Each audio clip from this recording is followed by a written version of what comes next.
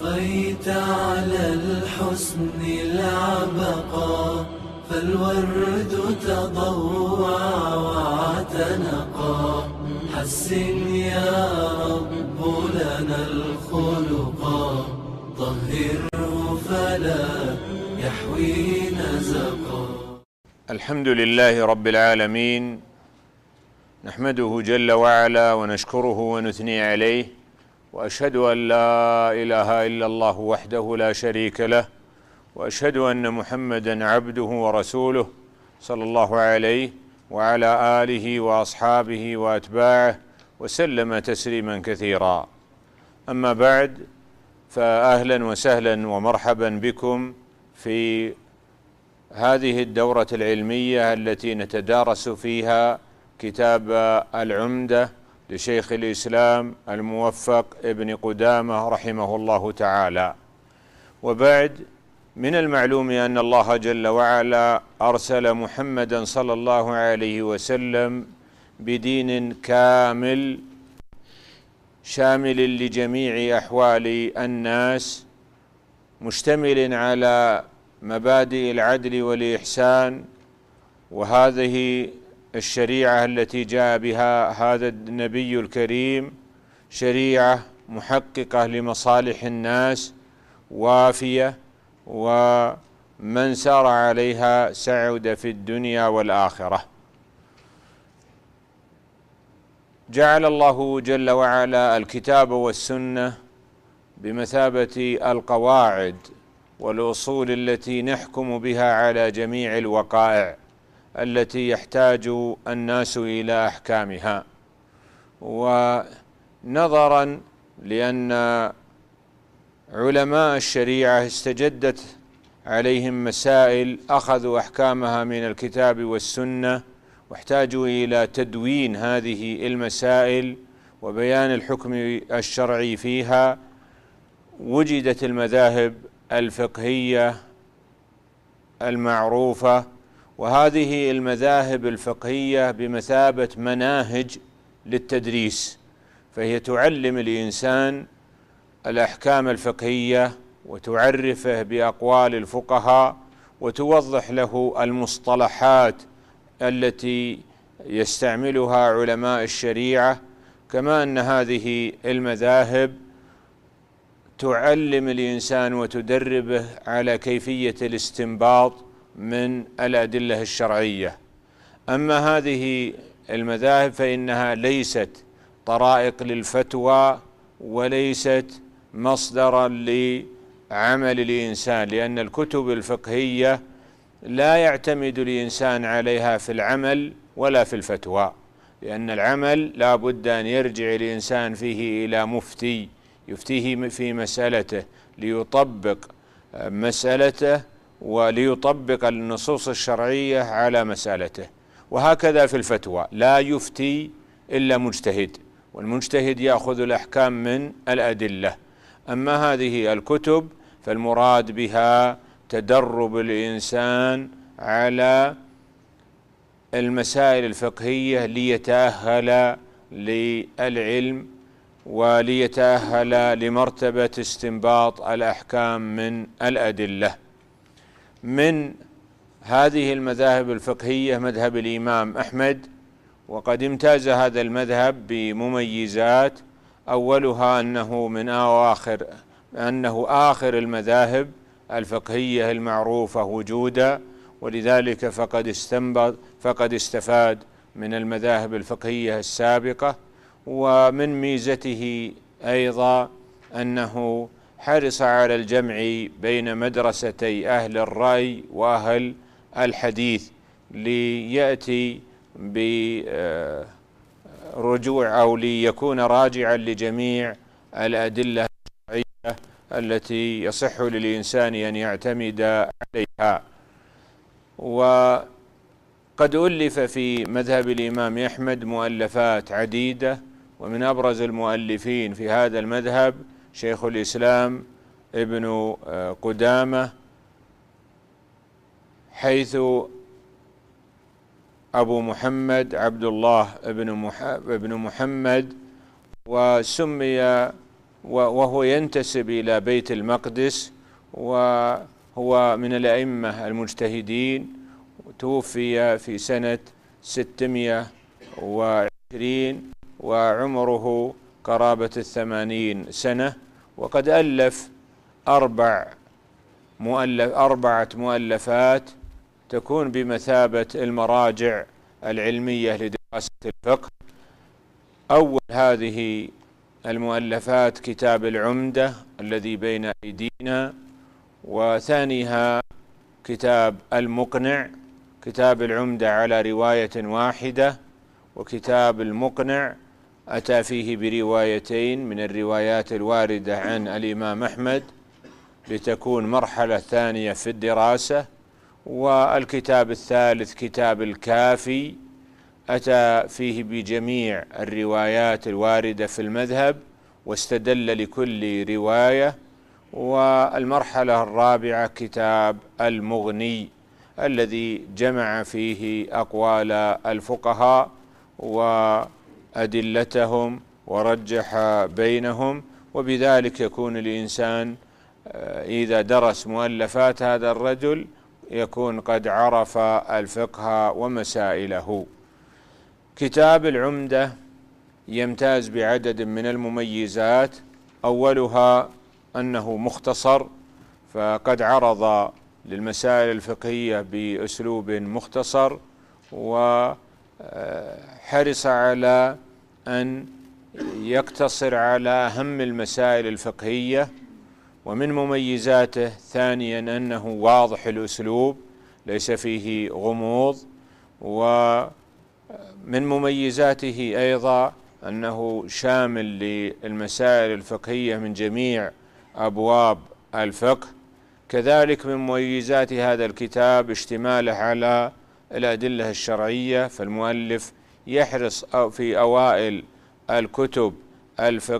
أوائل الكتب والأبواب أن يورد حديثا في أول الباب ويفرع مسائل الباب على ذلك الحديث، وبذلك يكون قد اشتمل على مميزات مهمة يحتاج إليها كل دارس مبتدئ في الفقه.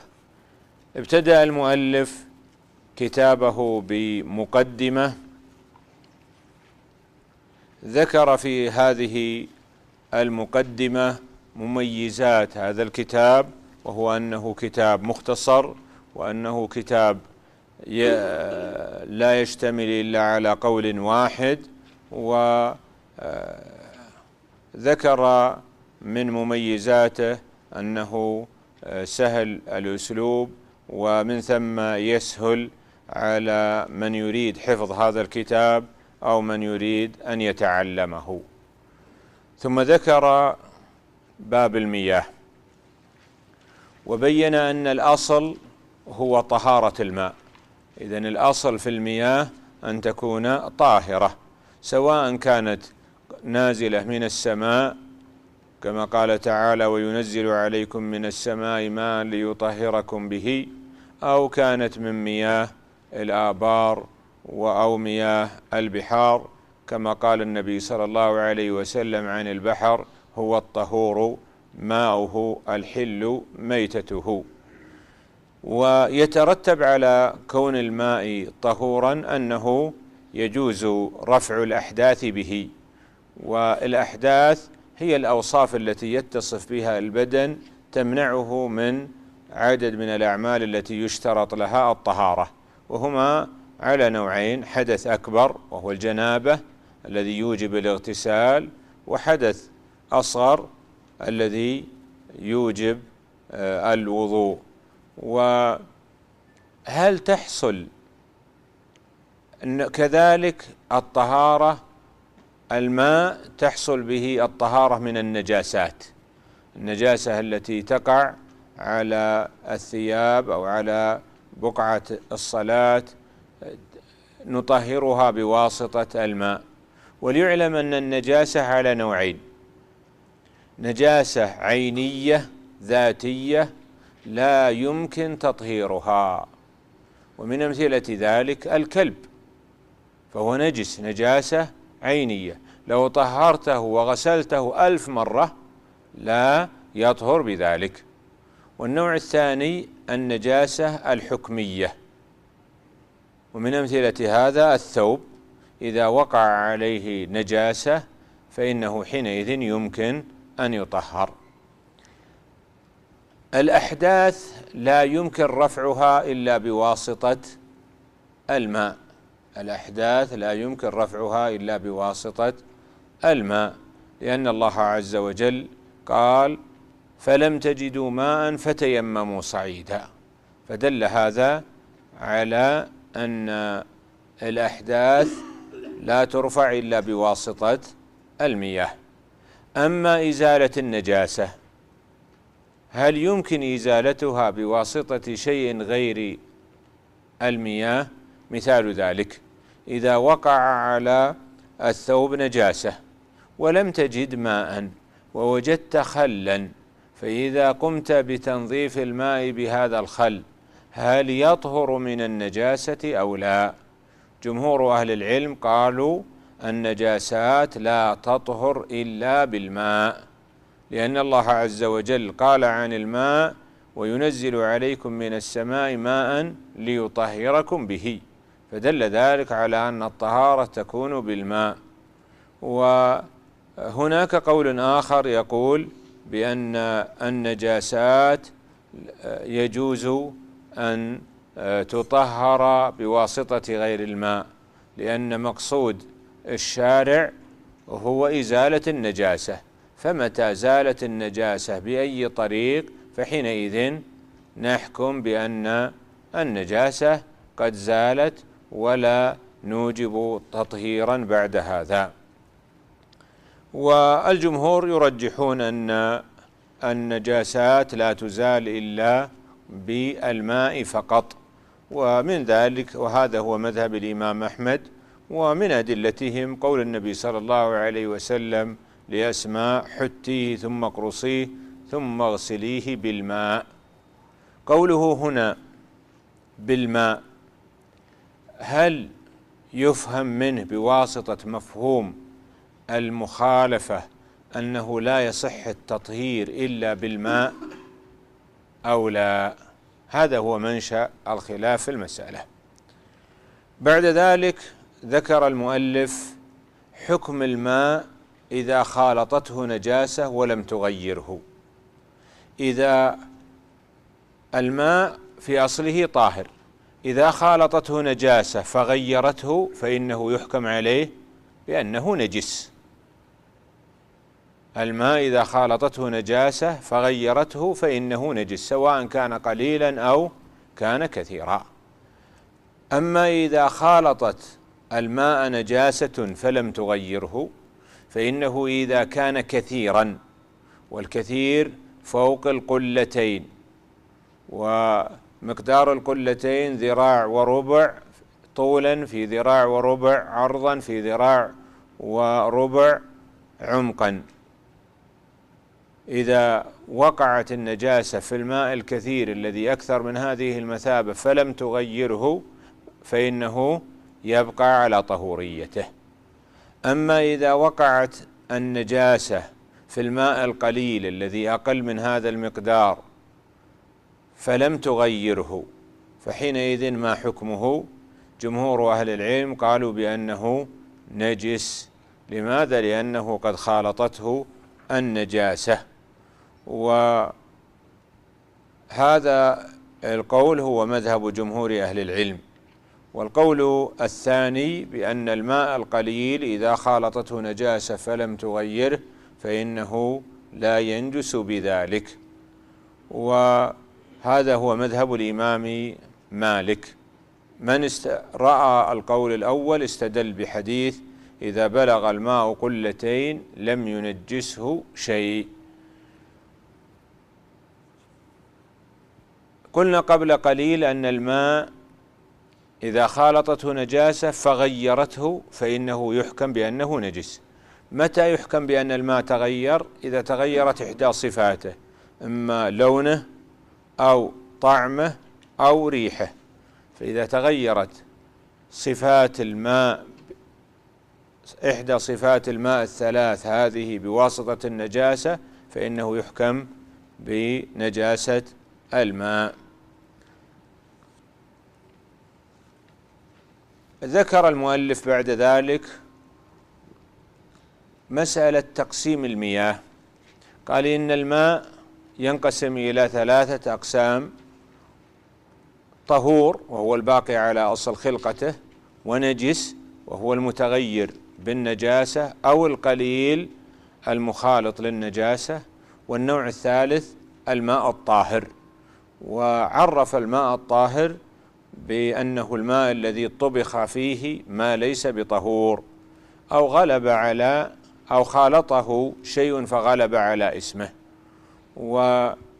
أو استعمل في رفع حدث، فإنه في هذه الأحوال الثلاثة يكون الماء طاهرا. ما هي الأحوال الثلاثة؟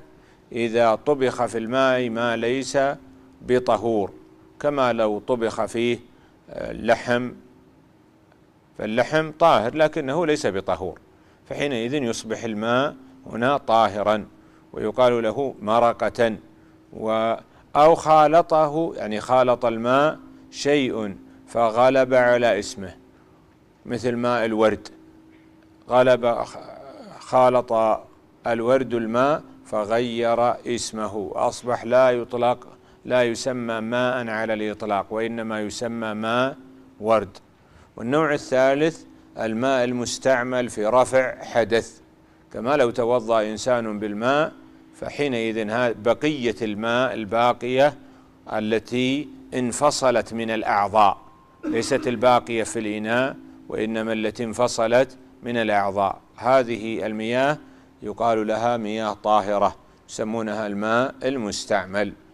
وتقسيم الماء إلى هذه الأقسام الثلاثة هو مذهب جمهور أهل العلم. وهناك قول آخر يقول بأن الماء لا ينقسم إلا إلى قسمين: القسم الأول الماء الطهور، والقسم الثاني الماء الطاهر.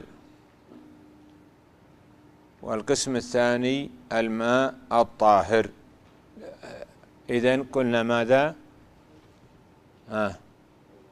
إذن عندنا الجمهور يقسمون الماء إلى 3 أقسام: طاهر وطهور ونجس. والقول الثاني أن الماء لا ينقسم إلا إلى قسمين: ماء طهور وماء نجس. طيب ماذا يسمون هذا الطهور، هذا الماء الطاهر عند الجمهور؟ قالوا الماء الطاهر عند الجمهور على نوعين: ماء لا زال طهورا مثل الماء المستعمل، والنوع الثاني ما ليس بماء مثل الشاهي أو المرقة، هذه ليست بماء. ماء الورد هذا ليس بماء مطلق.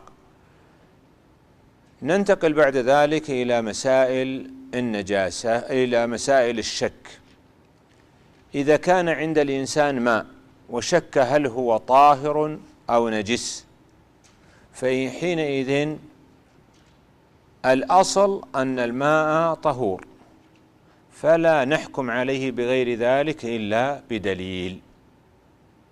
إذن الأصل هو طهورية الماء، فلا نحكم عليه بغير الطهورية إلا بدليل. من مسائل الشك أيضا إذا وقع على الثوب نجاسة فخفي موطنها فماذا يفعل؟ قالوا بأنه يغسل ما يتيقن به غسل النجاسة. فإذا وقعت النجاسة على إحدى يدي الثوب ولم يدري هل هي اليمنى أم اليسرى، يغسل اليدين معا. من مسائل الاشتباه أيضا لو اشتبه ماء طهور بماء طاهر، فحينئذ يتوضأ من كل منهما بغرفة، وبالتالي يتيقن أنه قد توضأ بالطهور. لو اختلط ماء طهور بماء نجس فماذا يفعل؟ نقول يتركهما ويتيمم. لماذا؟ لأنه في حكم العادم لهما، لأن العدم الشرعي كالعدم الحسي. لو اشتبهت عليه الثياب طاهرة بثياب نجسة، عنده 4 ثياب منها ثوب نجس و3 طاهرة واشتبهت، هو شاهد القط يبول على أحد الثياب وبول القط نجس، فماذا يفعل؟ ثم اختلطت عليه. في المذهب أنه يصلي بعدد النجس ويزيد 1. إذا لو كان القط قد بال على ثوبين يصلي في كم ثوب؟ في 3 أثواب. وهذا هو مذهب أحمد والشافعي. وهناك قول يقول بأنه يعمل بغالب ظنه، يجتهد فيعمل بغالب ظنه، وهذا هو مذهب الإمام مالك رحمه الله تعالى. ننتقل بعد هذا إلى كيفية تطهير النجاسات. النجاسات أشياء كثيرة متعددة، يختلف حكمها باختلاف ذات النجاسة وباختلاف موطنها. من تلك النجاسات ولوغ الكلب، إذا ولغ الكلب في الإناء فإنه يجب غسله 7، لقول النبي صلى الله عليه وسلم: إذا ولغ الكلب في إناء أحدكم فليغسله 7، إحداهن بالتراب. إذا كان هناك سؤر للكلب لكنه في غير الماء، ليس هناك ولوغ، كما لو شم ثوبا أو فوقع من لعاب الكلب على الثوب، فحينئذ في المذهب أنه لا بد من غسله 7.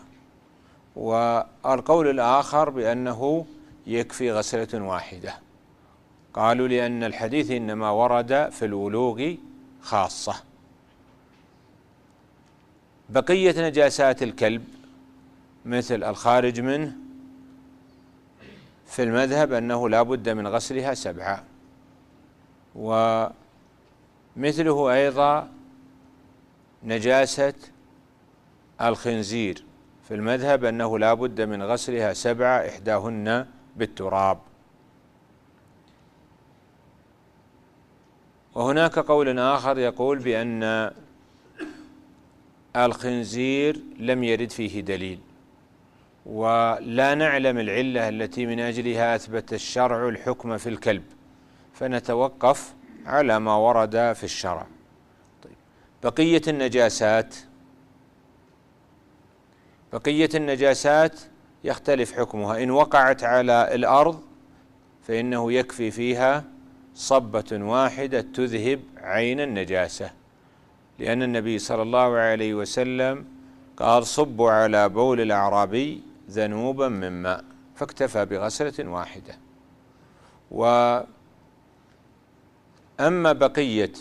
أما النجاسة التي كانت على غير الأرض، مثل ما لو كانت النجاسة على الثياب، ففي المذهب أنه لا بد من غسلها 3، لا بد من غسلها 3، لأن النبي صلى الله عليه وسلم أمر القائم من نوم الليل أن يغسل يديه 3. وهناك قول آخر بأنه يكفي فيها غسلة 1 كالنجاسة التي تكون على الأرض. هناك نجاسات مخففة يكفي فيها النضح، ومن أمثلة ذلك المذي، وهو الخارج الذي يخرج بدون شهوة على صفة المني لكنه بدون شهوة، فهذا إذا خرج ووقع على الثياب فإنه نجس نجاسة مخففة، وبالتالي يكفي فيه النضح. ومثله أيضا بول الغلام الذي لم يأكل الطعام، وهذا خاص بالبول دون الغائط، وخاص بالغلام دون الجارية، لأن النبي صلى الله عليه وسلم جاءت له أم قيس بابن لها صغير لم يأكل الطعام، فأجلسه في حجره فبال على ثوبه، فدعا بماء فنضحه ولم يغسله، متفق عليه. هناك نجاسات معفو عنها من مثل يسير الدم ونحوه، فاليسير هذا يعفى عنه. متى يكون يسيرا؟ متى بحسب نظر من وقعت عليه النجاسة، ولذلك فإن من يشتغل بتقطيع اللحوم يختلف حكمه عن أولئك الذين يتنزهون. من المسائل المتعلقة بهذا أن مني الآدمي طاهر، لأن النبي صلى الله عليه وسلم كان يفرك المني من ثوبه ثم يصلي وإن أثره لعليه. هكذا أيضا الحيوانات التي يؤكل لحمها فإن الخارج منها طاهر، بولها وغائطها طاهر، بولها ورجيعها طاهر، لأن النبي صلى الله عليه وسلم قال: صلوا في مرابض الغنم، وقال للعرنيين: اشربوا من أبوال الإبل. وبذا نكون قد انتهينا من الباب الأول. نقف قليلا، نسأل الله جل وعلا أن يوفقنا وإياكم لخيري الدنيا والآخرة، وأن يجعلنا وإياكم من الهداة المهتدين، وصلى الله على نبينا محمد. أضفيت على الحسن العبقى، فالورد تضوع واعتنقا. حسن يا رب لنا الخلقا، طهره فلا يحوي نزقا.